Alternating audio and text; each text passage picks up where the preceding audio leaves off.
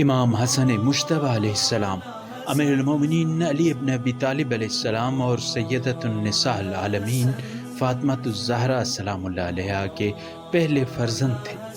اسی لیے ان کا تولد پیغمبر اکرم صلی اللہ علیہ وآلہ وسلم، ان کے اہل بیت اور اس گھرانے کے تمام چاہنے والوں کے لیے بہت زیادہ خوشیوں کا باعث بنا۔ جب امام حسن علیہ السلام کی ولادت ہوئی تو حضرت جبرائیل زمین پر اترے اور کہا، اے محمد، پروردگار عالم نے آپ کو سلام بھیجا ہے اور فرمایا ہے کہ علی کی آپ سے وہی منزلت ہے جو ہارون کی موسیٰ سے تھی، لیکن آپ کے بعد کوئی نبی نہیں ہے، بس اپنے اس فرزند کا نام ہارون کے بیٹے کے نام پر رکھو۔ ہارون کے بیٹوں کا نام شبر اور شبیر یعنی حسن اور حسین تھا۔ اس موقع پر حضور پاک صلی اللہ علیہ وآلہ وسلم نے فرمایا، میری زبان تو عربی ہے۔ جبرائیل نے عرض کیا، ان کا نام حسن رکھیے، بس حضور صلی اللہ علیہ وآلہ وسلم نے ان کا نام حسن رکھ دیا۔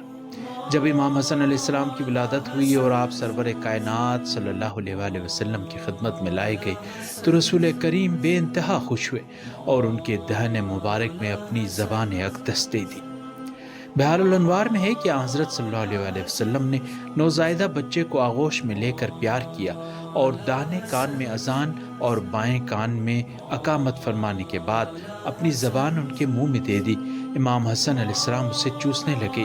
اس کے بعد آپ نے دعا کی، خدایا اس کو اور اس کی اولاد کو اپنی پناہ میں رکھنا۔ بعض لوگوں کا کہنا ہے کہ امام حسن علیہ السلام کو لعاب دہن رسول صلی اللہ علیہ وسلم کم اور امام حسین علیہ السلام کو زیادہ چوسنے کا موقع دستیاب ہوا تھا، اسی لیے امامت نسل حسین میں مستقر ہو گئی۔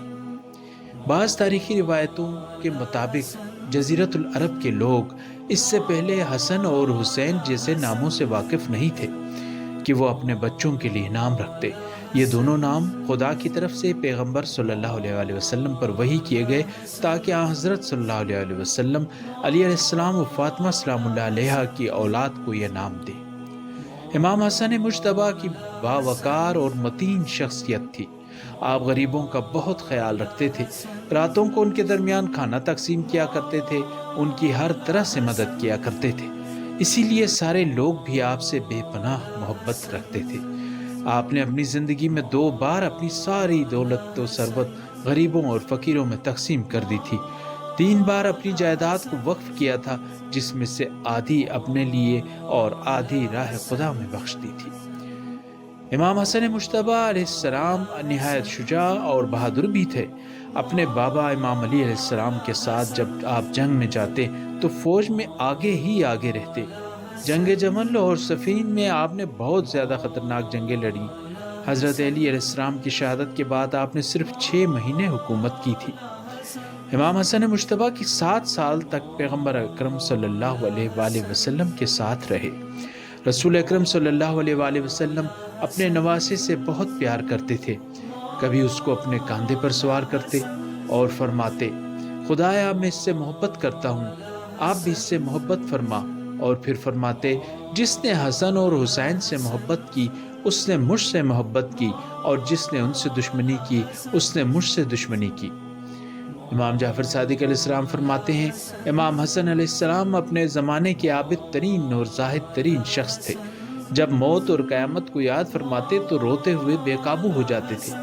امام حسن علیہ السلام اپنی زندگی میں 25 بار پیادہ اور کبھی پا ببرہنہ زیارت خانہ خدا کو تشریف لے گئے تاکہ خدا کی بارگاہ میں زیادہ سے زیادہ ادب و خشوع پیش کر سکیں اور زیادہ سے زیادہ اجر لے سکیں۔ امام حسن علیہ السلام کی زندگی مبارک ہر طرح سے ہمارے لیے مشعل راہ ہے۔ اللہ تعالی ہمیں امام حسن علیہ السلام کی سیرت پر چلنے کی توفیق عطا فرمائے، آمین یا رب العالمین۔ اللہم صلی علی محمد وآل محمد۔ مولا حسن، مولا حسن، مولا حسن، مولا حسن۔